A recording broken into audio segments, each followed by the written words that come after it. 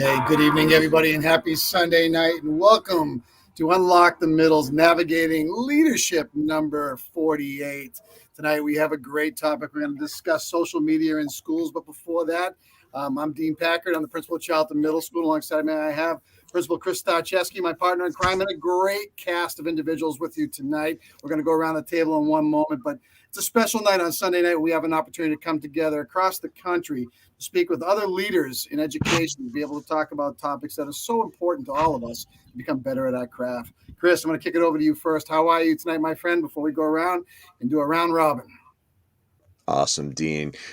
Coming off of the week that we just had at school and coming into the final school week of 2021, the calendar year, which we're putting to an end, I can't tell you how excited I am for 2022 to come on.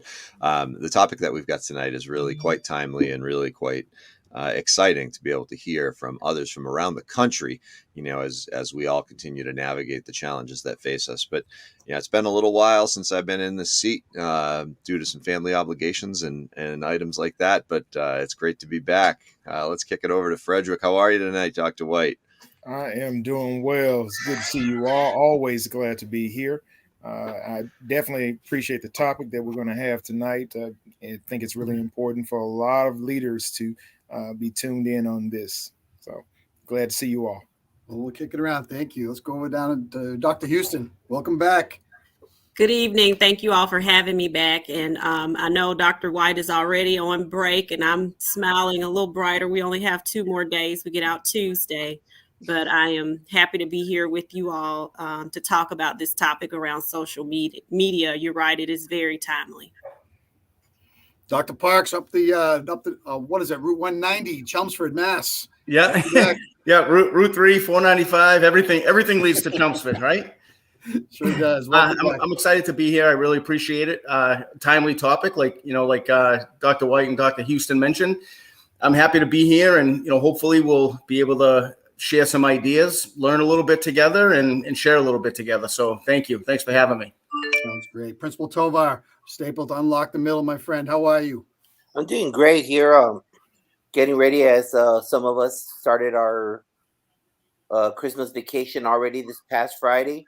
It's one of those things too where, remember, we started way earlier than all of you, but just looking forward to spending time with the family. And you know what? It's very important that right now, let us know where you're coming from, and also please share the link. Please make sure you like it, because there are a lot of people in Oregon, there are a lot of people in New Mexico, a lot of people in Iowa who don't have these avenues. And we always assume that everyone's on Twitter. They're not.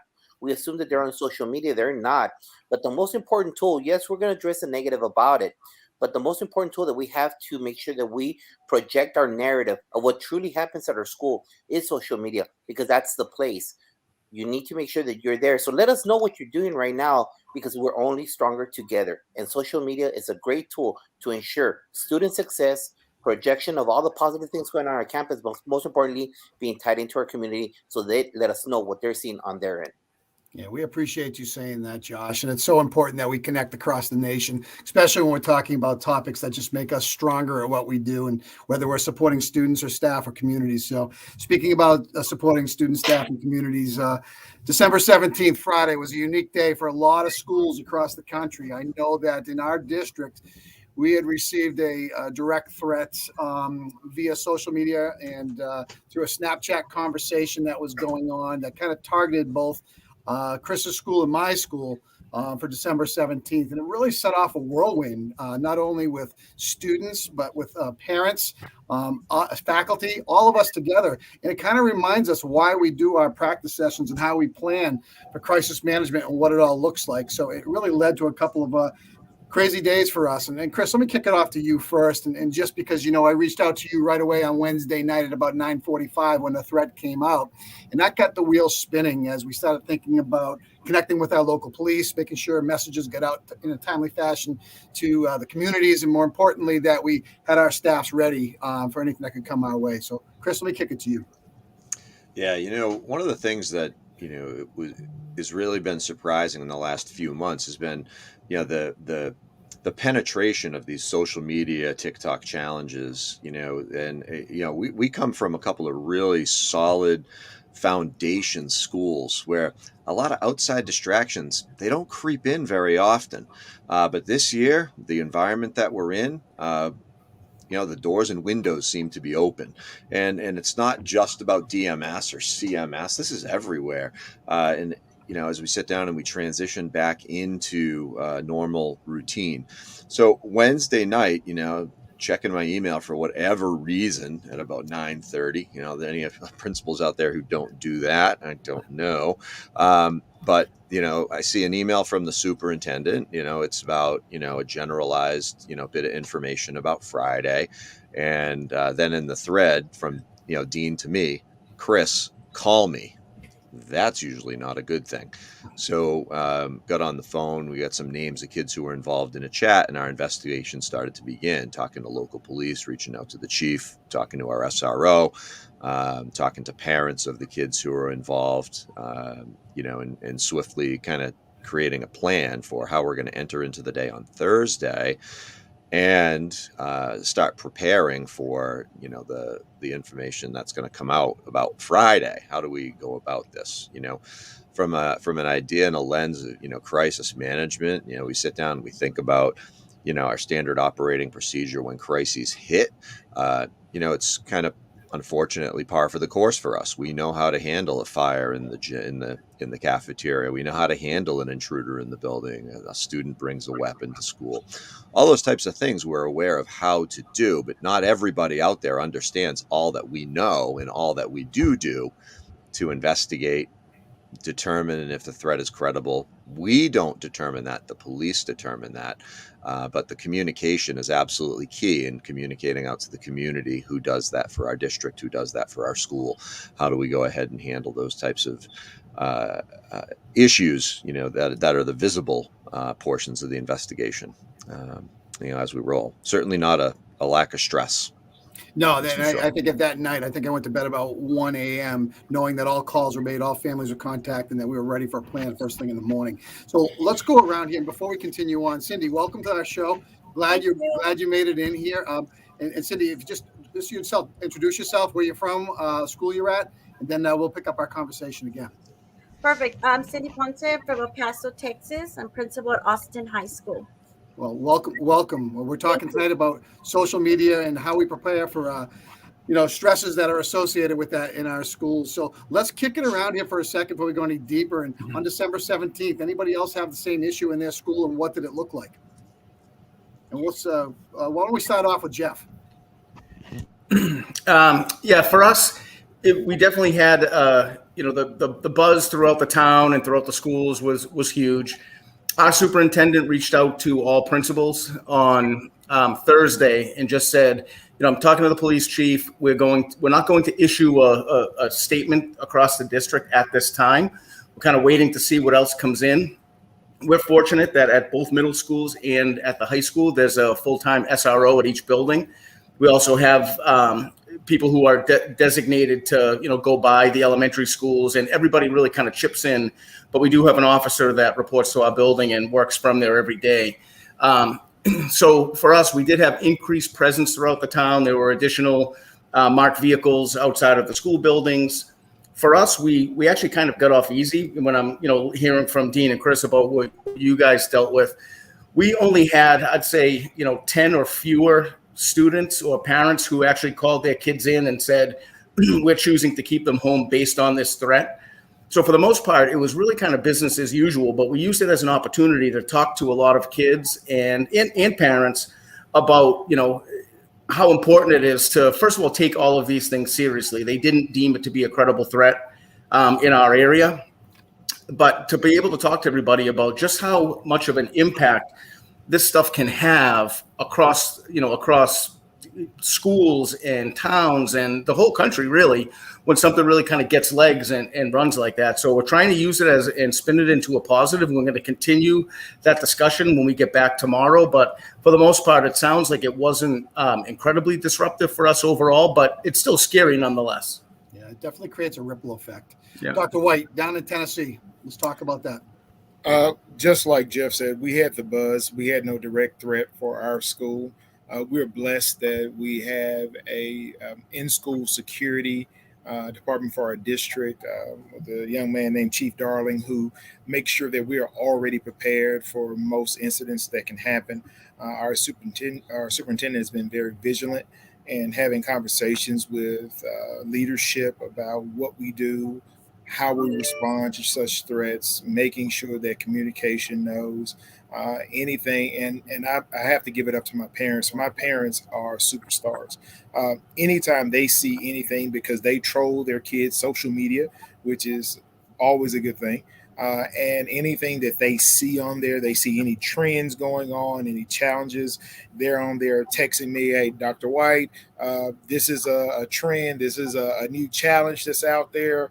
You may want to look for it. You may want to just make sure the kids know that you know about it and go ahead and lay down what your consequences are going to be if they get themselves involved with it." So we did not have a lot of anxiety on Friday, but that is only due to wonderful parents, scholars, staff, and a superintendent that is, just nonstop when it comes to student safety. So I'm glad you said that, Frederick, only because Chris and I both received email pictures of the credible threat. Well, not the credible threat, the threat that we received from all over New England. So kids were telling parents are emailing us. I mean, that's just fantastic. That's just everybody pulling together to do the right thing. And it's actually, it just makes me so, kind of proud to be where I am as a leader, to know that other people are looking out after one another. So yeah, don't you love it when your kids come up to you and, "Hey, I want you to see this, and before I go put my phone away, I want you to see this." Yeah, it sure does. It just shows there's the positive power of having that cell phone with you. So there's the good thing. Dr. Houston, over to you, please. Our situation was very similar to Dr. White's, and I am in South Carolina. I'm the Director of Secondary Interventions for Chester County School District. Our superintendent did send out a message to all of the district employees, as well as to all of the parents, about the threat and what was happening with TikTok. There was a message that was generated on social media that it impacted every secondary school in the district. So the message was received by a student at every school, and that students did go and report it. So our security director for the district, Dr. Calvin Carter, he's very proactive in making sure that we have a plan in place for communication, how they go about doing a search to make sure that the threat is, things are ruled out, and that parents are contacted. But it didn't really interrupt the school day as much. There weren't a lot of absences. So I think that the community and the parents trust the employees and the district people to, ensure that students are safe, which is a good thing. The only difference I would say that Dr. White mentioned, the parents being able to patrol their children's social media. What I've noticed in our area, we're in a small rural area. A lot of our students may be with like grandparents or, people who are not as familiar with social media, and the kids are really savvy about naming themselves things that parents wouldn't recognize. It's a lot of different numbers with dashes. And I'm like, oh, this is how your parents won't ever find you, because I would have never thought of this name for your social media account. So sometimes the children have figured out some ways that maybe we could do a better job of communicating that with parents, because sometimes they don't even know the children are on social media because they have, made themselves invisible to their parents on there. It's a great point. That's a really, really good point. And the more we talk to that about parents, about letting them find out what platforms kids are on and what's available to them, that we all win. There's no doubt about it. Thank you for sharing that out. Let's go down to Texas, and let's go first with Cindy. Cindy, let's talk about, December 17th, Friday, what that was like for your school at the high school level, and how you guys prepared for it. Okay, so we received a message from our community public relations. They sent it out to the teachers, the faculty and staff, all the employees, and they viewed it as a very non-credible threat, but still made us aware. Now, we were lucky enough, we got out half day on Friday, so we didn't address anything over the intercom or anything like that. I just emailed my faculty on Thursday. I told them make sure out in the hallway during transition. And as soon as we ring that bell at 11:55, wish everybody happy holidays and send them on their way. And our buses took some time getting there because it was a half day. But we did had a couple of students. I had a couple that emailed me or they reached out to me about this threat. So we're really good about that. We do have a campus security all the time on campus. So he was aware of that, but I really do have great kids that brought it forth to us. And I had some students that told me, oh, Miss Pond said people are just doing this because they want to get out of school early. We even heard some boys talking about it in the restroom. They were brought into us and they told us that's kind of what the gist of what they heard on TikTok was. It was a way for them, I guess, to start their vacation early. I'm not sure, of course, in other areas of the nation, if it was a little bit more serious, but at least here in El Paso, we did not see it as being credible. It was business as usual. I went on the intercom about 11:45. I wished everybody happy and safe holidays, and told them they needed to leave campus, grab their lunch to go. So we really had no issues, but I am very lucky that I do have students that do come forward. We had the previous TikTok challenge with the stealing of stuff, we had numerous students that turned over video footage of kids. I had a kid that stole a desk, a little $20 desk, and we pressed charges against them, and that stopped that nonsense right away. But my attendance was nothing out of the normal. So that was good. Our kids did come to school, but I agree with the other administrators. I do think our parents feel that as long as we're communicating with them and they see the schools as being that safe haven for our kids, they want them to be in school. That's the important factor. At least at the high school level, they tell those kids, you're going to school. You're not staying home because of this. So I think they do have trust in us at this time, but it's not easy. It's not easy. You're absolutely No. right. Josh, This thing totally creeped up on me. I think I'm okay on social media. And I was none the wiser what was going out there. And then I started getting these items from Garland ISD. And then we had a leadership meeting where all the district administration met on Thursday morning. And that was brought to our attention in emails. And I'm like, wow, whoa, hold on, what's going on? So I'm telling you, it's one of those things that social media is such a great devil. I mean, so many great things out there, but there's no way possible we could keep up with every platform, even on TikTok, because then that industry in itself will close it off. So I can't be cavalier about safety whatsoever. So I made sure that also, first of all, I talked to my two sons that I go to middle school and elementary. I gave them hey, if this happens, remember you do this. I told as I was taking it to school. So I need to educate my own children. And then after that, I told the team members, it wasn't something credible like Ms. Ponce said. So I sent out, we have a campus remind, and I let them know, hey, this is out in the water. Please don't allow any type of toxic conversations in your classroom. It's our last day. It's a half day. Be in charge, bell to bell engagement that avoids any kind of nonsense. And I let them know because a lot of the team members that I do have at MPA are not on social media. So it's one of those things where we need to keep on educating them on the pluses of. And the kids do communicate with us. I mean, if you establish a good pattern of communication with the students and with the parents, they'll let you know, like it's been said by the other administrators, that they're the very first ones to say, hey, we found out that this kid is doing this, or they'll come in and show us the videos. So that's why it's very important that all of us, doesn't matter what campus you are, you're in a little 100 student campus or 2,700 campus, it's important that as administrators, we're in the world of our kids, because those kids live on TikTok, they live on Snapchat, they live on Instagram, not on Facebook. That's for us old people, and not on Twitter, because that's for us the professional ones. And the thing is that we need to know where they're at. It's so crucial that we're on top of our A game, because that's where they live. And if you're not on social media, you're still renting your movies at Blockbuster, and you're still buying your pants at Montgomery Ward. Because you know what? You don't want to know, or you don't want to go where the current market is. And the current market is on social media. I smile every time you say that, Josh, because you're absolutely so correct. We start thinking about innovation and where that's taking all of us. Hey, I'd be remiss if I didn't take a second to give a real big shout out to our chief of police in town, Chief Dowd, as well as our Lieutenant Gary Mason and Chris over on your side, Chief Wayner, and Lieutenant over there. I don't know why I'm not escaping me, Chris. Who do you deal with? Lieutenant Karlowitz, Sergeant Poplowski, SRO Yeah. on the Dudley side. Phil Yeah. Magus. Fantastic crew, very supportive. They all came in. They were right at our door. They were in our buildings with our kids, having lunch with them, just making everybody feel comfortable. And I'm sure across the board, you probably had the same thing.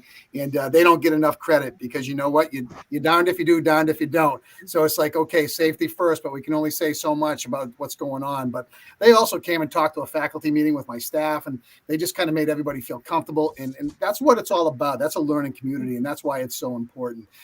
Switching gears for a second, let's talk about students and fallout. We all know Monday, Tuesday, and Wednesday, and perhaps part of Thursday for some of us, because we don't get out until Thursday afternoon. I see that smile, Dr. White. The bottom line here is, what are we going to do to ensure that they feel comfortable coming to school, and that parents do as well? It's one thing standing out and greeting everybody in the morning and making sure kids feel comfortable walking in the building, but there are true feelings attached to these things. And it takes some time to mitigate those feelings to get them back to normal. So right off the cuff, I'm saying to myself, the first thing I can do, number one, is have student support teams in place. Number two, maybe allow access to phones to carry them with them throughout the day. They're very small adjustments that you make so people can feel comfortable, at least maybe until the holiday break. Let's kick that around the table. And Chris, I'll kick it to you, then we'll go around.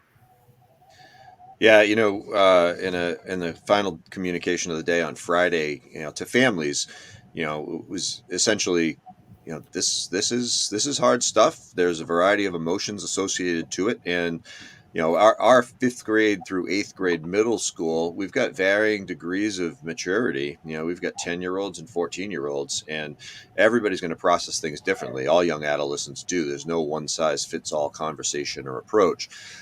Reminding folks of the availability and accessibility of our administrative team, our student support team.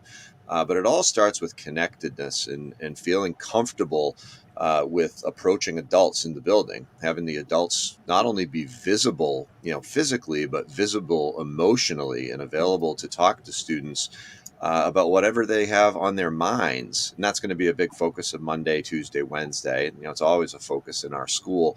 But I think in particular, kids who are nervous or upset, a little freaked out, because a lot of this stuff doesn't happen except in video games or the movies, right? Yeah. But, in the case where there was a non-credible threat that felt real, and it certainly, did feel real, we've got to be there to help support the kids and remind them that they're okay when they walk through those front doors to the time that they leave. I've got you, and you are mine. I'm fortunate where I've got a 5th grader and an 8th grader from my house in my building. So there's another benchmark that's there. If it's not safe for Mr. Starr's kids, it's not safe for all of us. If it is safe for Mr. Starr's kids, we're okay. But that's just a layer of credibility. And, plus, I'm not exactly a small guy. I'm a relatively big, scary guy if I'm standing there at the front door and you don't know me. So there are those visible layers, but the invisible is really related to that connectivity and level of comfort. I think, Dean, you're spot on with thinking about those phones. Those are the modern day Binky or Blanky. Just having them in the pocket is comfortable as opposed to it being in the locker. I'm 100% in agreement, as we move through. And, we've got that end date of Thursday, where we're back to regular business come 2022. Yeah. Dr. Parks. Because it was, on a smaller scale, like I said in the beginning, we didn't have a direct threat to us, not to, assume that it wasn't serious or still scary for a lot of kids. But I hadn't, to be honest, really thought a lot about having to do any mitigating measures, leading into this week. And so I'm glad I'm kind of thinking about it now. We have 2 different student leadership groups. One is made up of 7th and 8th graders, and we have another leadership group which represents all 4 grades. We have 5 to 8 at our middle school, and each homeroom has a student ambassador. So what I'm thinking now, based on this discussion, is I was kind of going under the assumption that because Friday ended up going off as a for the most part a regular school day, minimal absences, we kind of went through what we would normally do. I think I'm going to assemble those groups and just have a quick check-in with them in the morning. And I'm going to ask the kids, how are you feeling? What is it that you think everybody else needs to hear from me? Because that's really what their charge is, as being part of these committees, is being a voice for their peers. So this is a prime opportunity. And I really hadn't even thought about it until you were talking, Dean and Chris. This is a prime opportunity for me to get those groups together and have them be the voice for the kids in the school, and let me know, do they need to hear something specific? Do we need a quick assembly? Do me and our AP and SRO, supervisor of students, do we need to hit each homeroom or classroom and have a quick discussion with kids? So I'm going to find out tomorrow morning, and I'm going to follow up on it. So I appreciate that. This has given me something to think about for sure. That's one of the great things about coming together as a collegial group and talking about it. Dr. White, I know you're on vacation right now, but your thoughts about maybe messaging out or preparation for coming back? Well, a couple of things for us. We've already had our metal detectors implemented for our school year, and that came directly from our head of security and superintendent, and that was one of the things that made our kids feel safer. We've implemented a lot of safety protocols when it comes to our games and things of that nature. We've already asked parents to make sure that they are checking their children's social media, going through their phone. I tell my parents directly, look, your child is a child. They don't have privacy when it comes to social media yet. There are just too many things going on in the world for you not to be checking your child's social media, especially with, the kids that are out here, have kids harming themselves now because of things that are being said or done on social media. So definitely a step for parents to make sure that they're checking the social media, providing kids with access to the counselors if they have anything that they need to talk about. We worry about the bullying part that comes from social media also. So if they want to report something, if they just want to talk to somebody about something that's going on, they have access to our counselors. We are doing SEL lessons every week at our school. So kids, once again, have another outlet to deal with any of those traumatic things that might be going on in their world, instead of taking it to social media and sort of getting that negative push or those negative vibes that you can pick up on social media. And the last thing, we just got a social justice grant. And then with that social justice grant, we're also going to battle some of those pieces that we look at that surround bullying, that surround the inequities that are just found in education or in schools or in societies that we might see also, have a push on social media. So we have a lot of pieces going on that we're trying to combat, and hopefully all of these things will provide us with a safer school. There is no guarantee. At the safest school in the world, you will have something that pops up, but it's how you deal with that thing that pops up, and that you put your best foot forward to try to protect your kids. So, and that's why I'm glad I'm listening to all you intelligent people on here, especially Josh, because I know he's going to always come with that nugget that's going to get me through. Well, I can say one thing for certainty, that December 17th was the safest day in my school and the 21 years that I've been an administrator with, we have state police, we have local police, we have people driving around. So at the end of the day, and I think you hit it spot on, we're never, ever going to be able to say it's going to be a safe place always. We could never, because we're a small society. But I can say there are situations that we really get out in front of to make our schools safer. And I love that. And that's what we need to do and be out in front of. Dr. Houston. I think the things that you all have mentioned are, great ideas, allowing the students to keep their cell phones, making sure those lines of communication stay open with parents, and even making sure that we're communicating as the leaders in the building with the students, that they're actually hearing the leader's voice, that safety measures have been put in place and what those things are, just so their comfort level is there, along with the staff members. But one thing that I would like to see us do collectively as a collegial group of educators, these TikTok challenges have been going on since the beginning of the year. And when are we going to start calling out TikTok? It's amazing how on Facebook, if I post something with some music that may have some copyright questionability, that I'm, questioned or sent an email or blocked or something. So if you can do those things, why in the world can't you do something better to try to manage what's happening with TikTok? And one thing as educators, sometimes we're a little bit passive. We let these things happen and we say we're going to monitor and adjust and we just do what we do to make things safe. But when are we going to get together and use our resources? We have access to every media outlet, the news stations, the newspapers in our areas. Anytime I send the newspaper something, they print it, just press releases. So we together should be coming together and saying, hey, TikTok, what are y'all doing about this? Because this is ridiculous. It's too much of a disruption and they have too much money and are making too much money not to be held accountable to try to do something about this. That's a deeper conversation, even at a higher level. And I love that you brought that up, Dr. Houston, because it's definitely something we have to look at. And I'd love to have a representative of TikTok on one of our shows to ask that question directly and see what they could do to help mitigate these circumstances besides making money. I love that you brought that up. Mm-hmm. Principal Ponce. Being that, of course, we're not in school until January 3rd, but we do have games coming up, basketball games, wrestling events, extracurricular activities. So we still have to make sure our campuses are safe. And I do agree for those of you that are still in session, allowing the students to have access to the phones. That definitely, I think, will help parents and students feel a little bit more safer.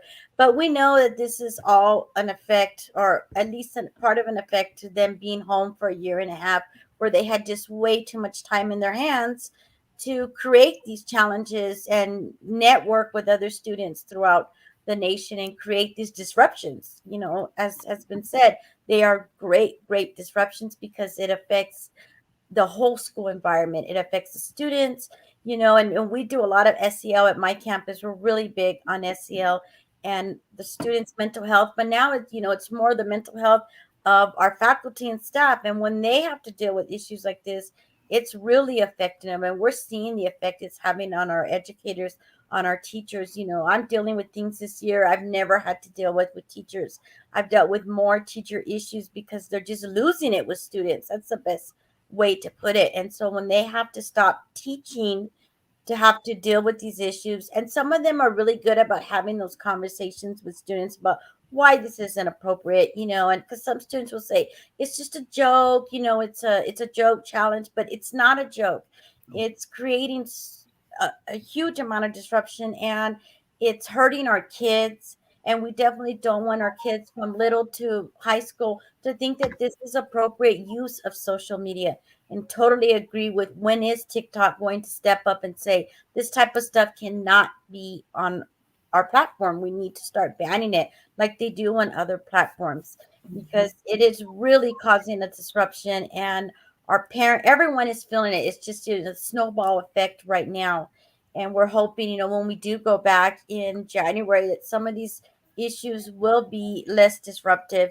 We're seeing it in all aspects of our school, from the way the kids act at lunchtime now. We're an open campus, but I've already made the call out to the parents and communication with students that most likely, if this type of behavior continues, we are going to go to a closed campus in the spring, because we're just seeing the effects of these type of challenges and the type of behavior that these students are allowing to take place and happen, in their society. And for them to think that it's funny, to say, oh, let's all have this challenge about, or let's just scare everybody throughout the nation by saying school violence is going to happen. We're going to shoot up the school. Someone's going to come shoot up the school. It is really taking negative effect on our campuses to something that we've never really had to deal with before. We've heard, you always have those credible threats. You have that one student, but now we're hearing it as a nation. That's why our parents are everyone's freaking out over this. And that breaks my heart, because as schools, that's not the way we're supposed to be seen. Agreed 100%. Let's go over to Josh. I'm blessed that I work in such a great district like Garland ISD with our SROs who have been spending the time building relationships with the kids. That's the purpose. Okay, people lose sight of that. They're not PD. On the contrary, they're there to build relationships with our students whenever there's community interactions. And I'm blessed that at Garland ISD, all nonsense that we hear about, the SROs go to the house, they go in the house. They tell the parents, don't make us go in there with warrants. We go and check out everything about it. But all that is created via relationships. Our relationship with the SRO's relationship with the kids, and creating that culture in the campus and in the district, making sure that the kids know that only positive things will be tolerated. Number two, as someone that sits in my chair, I am very obvious every morning announcement. I say, thank you to the student who told me about this. Thank you, because that is going to get in the way of safety. I'm telling you, in morning announcements, when I hear there's some shenanigans and the kids let me know about it, I go, thank you, because you know what? If you see something, say something. It's that important. Safety first. But because we need to keep our kids on their toes, because they're always trying to think 3 steps. Remember how we were in high school? Come on now. Let me see those smiles. You know what I'm talking about? You see every administrator smiled. We know what we were and we know what we thought, but just that these kids have a brand new tool. This darn thing right here. They have this tool that keeps them sometimes 3 steps ahead of us. And in regards to what Shika said, you know what? That's why it goes back to what I'm always saying. If you're an administrator and you're not on social media, keeping up to seeing what the kids are doing, you know what TikToks, you know what they're going to say? No one told us. What's true? Teachers aren't on there. Administrators are on there, and they're not reporting it. And TikTok's going to play the dumb card. I know what they're going to say. Kind of like you all know that cheerleading mom that you don't want to deal with. Or you know that quarterback mom that wants to always be the starter. You don't want to deal with them. They're like, oh, you didn't do this, or you didn't do that. Well, it's the same thing with TikTok. They're going to play the dumb card. And you know whose fault that is? Us, because we know that's what they're going to do. Because you know what? We deal with this every day with different parts of our community. So if we're not on social media reporting every single last thing that's out there, it's our fault. But yeah, I have a life. Yeah, but I spend my time at wrestling games. Yes, but you know what? Social media now is something that is affecting us. Look at how some kids felt on the 17th. Look at what's happening since Columbine. If we're not active and we're not in their space, knowing that I'm proximity control, this is proximity control now. Letting them know, hey, I'm on you. I know what you're seeing. You better cut that nonsense out. If they don't know that we're there, they're going to keep on doing the same shenanigans. So if you're not on social media, you're an administrator, you know what? You need to be part of the solution by reporting it. And you know what, Shika? It's us. It's us seeing those things. And the second that we see them, report it, threat. And we let them know, because then they're going to keep on saying the same thing. Oh, they'll protect that copyright. They'll protect that Michael Jackson song. They'll protect that Prodigy song. But you know what? They won't protect us. Right. You hit it. You hit every bell right there. You nailed every one of them. And the greatest thing is this is not going to change. This is going to be around forever. So the more we learn how to utilize it from our standpoint in a positive way, and there are many more positives than negatives. There's no doubt about that. But the last piece of negative things that I want to talk about tonight is cyberbullying. All of us deal with it. Okay, we all know that student in the school who's targeted. I got a message the other night from another student that said, look at this Instagram that was just started depicting a negative image of another student in our school. Immediately, I'm on it. I'm trying to get rid of it. I'm trying to get it down. This stuff is real. And I'll tell you what, the kids feel this more than anything else. Your school psychologists, your adjustment counselors, they're dealing with this stuff all the time. And if we can't get a handle on that, shame on us. So let's go around the table right now. What does that look like in your school? How are you dealing with cyberbullying? We'll do this kind of round robin kind of quickly. And let's start off with Dr. Houston. Cyberbullying is something that, like you said, all administrators have had to deal with in our district. We just really try to make sure that those relationships are there with the parents.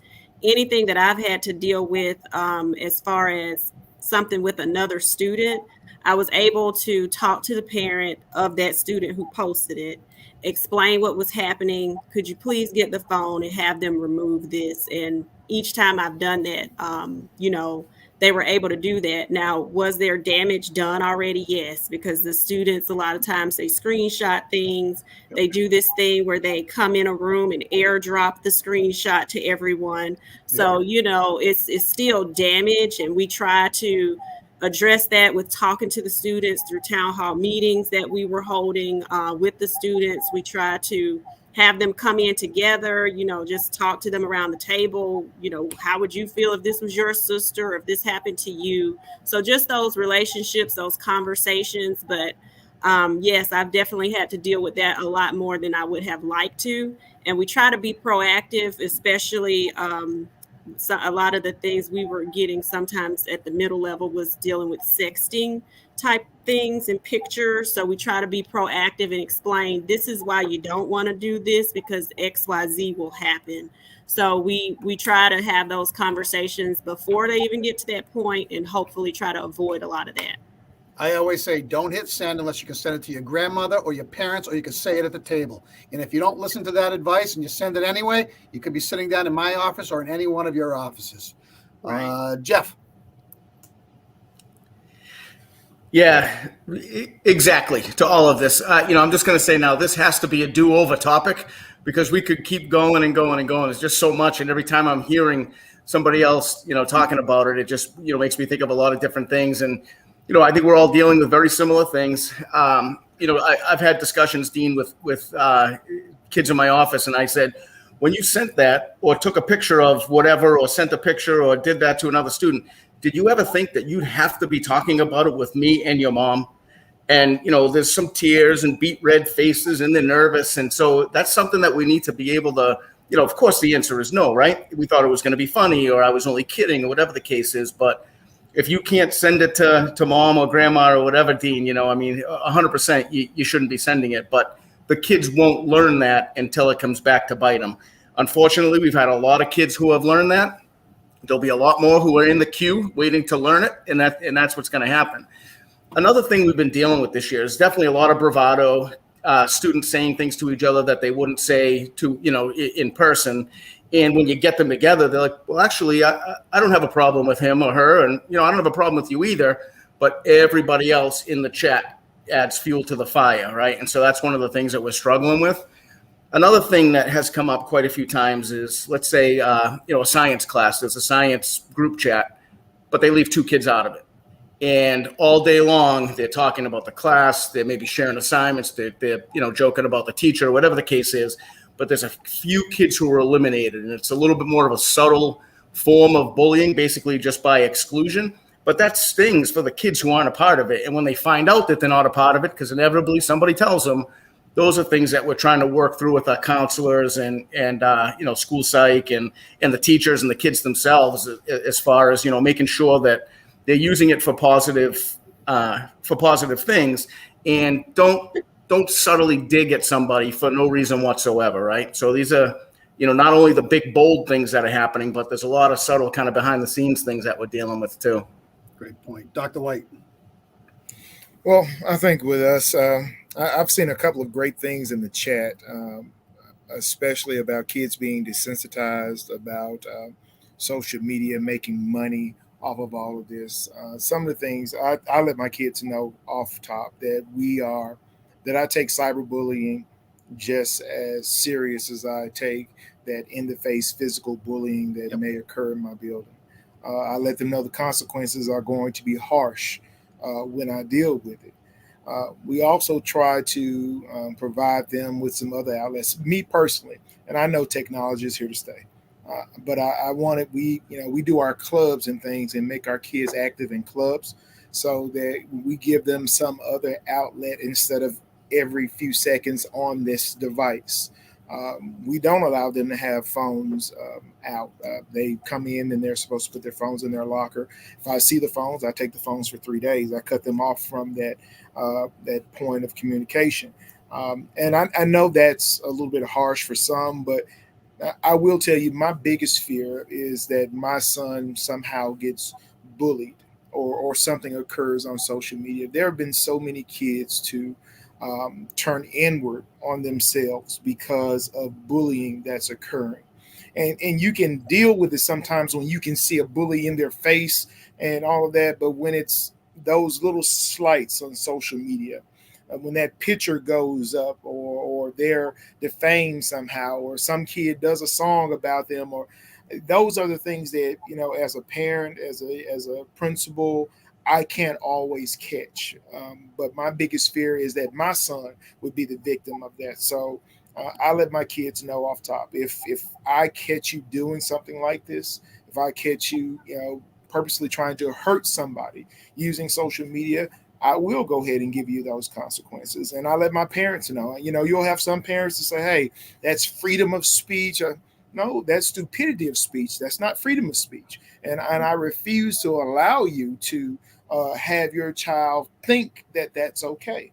So, I get some pushback sometimes from some parents, but the majority of our parents are very understanding, and they wouldn't want this to happen to their child. And I don't know who said it, Dean or Chris, when we talked about, hey, would you be comfortable if I were saying these things about your mom and posting them on social media? Or if I took this picture of your little brother and put it on social media and did all of this? No, you wouldn't. So, you try to teach your kids. And I think Principal Caffelli said something about this earlier, that empathy, making sure kids aren't desensitized, and making them have to empathize about what's going on or sympathize about what somebody is doing on social media. So, we're trying our best here.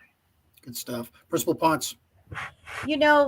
I think every campus is different. And I can tell you, Josh and I worked at a campus together a few years ago where we had a huge problem with cyberbullying, especially within the athletics department, the kids that were in athletic groups. It was horrible. And then you even had parents that were doing it. So that's a whole nother level. At my current campus, I've been very lucky so far. The major issues that we've had with cyberbullying have to do with money. The last two fights I've had to deal with have been kids arguing over, will you dress like that because you're poor, or posting something on that about their not lack of having a father or lack of having money. So that's kind of what I'm dealing with right now. But luckily at my current campus, we do a lot of awareness on having a voice. I'm always telling the kids it's so important to have a voice, but a correct voice, not a negative voice. And like someone else said, a lot of these group chats and the kids that are now having a problem, you bring them together, and then the one kid's like, well, I don't really have a problem with her.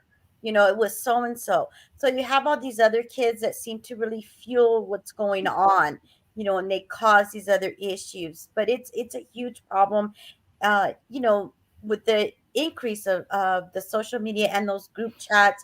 And I agree, like someone else said, the exclusion, the very subtle excluding somebody, and these kids feel it. And I know starting at middle school and especially at high school, when they feel like they're eliminated from something as simple as a class group chat over an assignment, it really affects them. So we really have to pay attention to their mental health. But a lot of it does start with the parents, because we'll bring them in and the parents will always say, why teach them to defend themselves, even in words? And when we start talking about the cyberbullying and what they're encountering, the first thing I ask them, did you respond back? Well, of course I did, and what did you respond back? Well, with the F you or whatever. So it's really working with those students that not to respond back to those triggers. And I know that's very difficult for them, but we also, the consequences are very high in regards to any type of cyberbullying. We really do take that very seriously. We get the police involved, and we do deal with those parents that it's their phone, it's their First Amendment right, and they love to say that I paid for that phone, you can't take it away from me. Are you going to pay my monthly bill? I love when they say that. They always like to say that. Well, no, we're not, but we are going to keep the phone because of the type of behavior. But it's really difficult when you see it happening within the groups, like the cheerleaders and the football team and these type of organizations, because that's not the reason of having group chats or that type of group information. So I love listening to ideas that everybody has to try to really de-escalate the cyberbullying that's happening at our campus. And if I could add on, I'm on the district's SEL steering committee. And one of the things that we're hoping to put in place are restorative practices, and with circles, that's a part of restorative practices, that not only allows the teacher to build relationships with the students, but it allows the students in the class to build community and relationships with one another. So now when I'm hearing about my, student in my class, my friend, or another student in the class having some issues similar to what I'm having, now it's just not this student. Now it's, oh, well, that's Chris, he's real similar to me. So now when I'm seeing something on social media about something, and I know we share something in common, and I know we know a little bit more about each other, I'm not so apt to just laugh or lash out with everyone else, because, hey, that's Chris, he's in my class, we're in the same group, we have something in common. So we're hoping that those circles will help to try to build that community that students need to learn about one another in class and build those relationships with one another. Those circles create ripples, and they're positive ripples. So I'm glad you're doing that. I think every school should be looking at. One of the other things I just want. One last thing. I'm sorry. No, what? Go. Also is, well, I'm seeing it happen with my teachers. The bullying, if you want to call it cyberbullying, I literally have some employees that come and say, well, this group of people eat lunch and they exclude me, or they have a group chat and they're excluding me. Valid point. Tough when you have it, your employees are doing it. Yeah. Valid point. And it's everywhere. You're absolutely correct. And it's an adult issue as well as a student issue. And the other thing I always say to everybody, be part of the solution, not part of the problem. Yeah. You talked earlier, Principal Ponce, about, the retort back. Well, the retort back, it takes two to dance. Okay. It takes a very strong person to be able to walk away and do the right thing. Principal Tovar, down to you. Look, this thing has facilitated from when we were growing up. I guess I'm one of the oldest ones here. The kid that went from class to class. Ooh, do you know what he said about you? Ooh, now it's within seconds. Everybody has it. So now we cut time on the drama. So what's the expectation? What are we allowing in our chairs to set the expectation on the culture of the campus? That's why it's repeated, nonstop, ad nauseum. They might feel that like throwing up when you say the message. If you see something, you say something. You report it. You surround yourself with people that are successful. You stay away from that, because right now what we're having created the last 5 years at least are keyboard commandos. And those keyboard commandos are on the district web pages talking trash about us, talking trash about programs and head football coaches. And you know what? What are we doing within our home at work, to make sure to know that's fake news? That's not what's happening. That's what you're choosing to portray upon us. And we will not allow you to portray my home, our students, that way. And you know what? We just need to take into consideration now the court case, the cheerleading court case that the Supreme Court said they could talk trash. If you don't know that, administrator, you better look it up. You better look up what the Supreme Court said. And right now, a lot of us are getting dirty with that stuff, because right now the Supreme Court has allowed that. And if you're not in tune with that, you're not keeping up with when a parent throws that in your face. It's crucial to be up to the know of law. Not only that, but what's happening here. But it all starts with what you're doing. Avoid keyboard commandos. Avoid the drama in your schools by making sure that you always tell the kids, this is the expectation. This is what we're doing. If you see something, say something. I tell them, bring me screenshots. I want to see screenshots. Yep. Bring me screenshots. I want no nonsense. And if you are part of that, and I say this to the whole school, I have all of your witnesses. If I have that you're part of it, then it's not going to be a bullying issue because you replied. That's the culture that I'm telling you what the expectation is. If you expect me to deal with it. And so parents, you need to tell us also. Don't just tell us one side of it, because you know what? Bullies have parents also. Bullies have parents also. So please understand that your kid might be the bully that's projecting toxicity upon another student. And that's why those constant conversations as a parent, constant conversation as an administrator, creating positive cultures is the best. And where does that happen? Like you all said and how we said, Dean, social media is nothing but great as long as we know how to use it. Yeah. And the other part is, and Josh, I'm glad you said this, is maintaining the confidentiality for the kids who are sharing this with you. It is so important because that builds trust, and that builds that stream that these kids come back to you and they want to share everything. Chris, take us home. Yeah. First and foremost, closing thought, related to something that Josh just said, social media is a bit of a juggernaut because there are so many different avenues, and the speed at which, information can travel is exceptional. Being knowledgeable and aware, not of everything that goes on, but everything that can possibly be influenced by the negative use is really important for us as educators. And those outside influences that have crept their way into our walls, into our business, is something that we need to adjust and adapt. The old ways that were tried and true, we need to be attentive to how we need to shape to be responsive and reactive, as well as proactive, once we learn it. Thank you, Cindy Ponce. You joined us tonight for the first time. It was great to see you here. Dr. Houston, Dr. White, Dr. Parks, Josh Tovar, absolute staple, essential conversations. This is something that we will have to come back to, talking about the outside influences that are really shaping our future as educators. And social media is one of them. The rapidity of the evolvement of technology and the ability for students, and in some cases, others in the communities, being one step ahead of us if we aren't trying to keep pace. Be well, everybody. It's Sunday night. We're gearing up in Massachusetts for a final push to 2022 in school. Those of you who are out of school, happy vacation. Please enjoy the holidays. Be safe out there, and just keep on keeping on. Be good, Happy everybody. holidays, everybody. Stay on, everybody. We'll be right with you.